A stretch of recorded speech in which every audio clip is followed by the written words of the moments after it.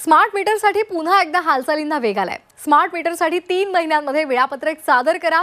राज्य वीज नियामक आयोगाचे महावितरण कंपनीला हे आदेश आहेत। स्मार्ट मीटरसाठी केंद्राकडून 31 मार्च 2026 ची मुदत देण्यात आली आहे। राज्यामध्ये आतापर्यंत मंजूर स्मार्ट मीटर्सपैकी केवळ 6.5% मीटर बसवण्यात आले।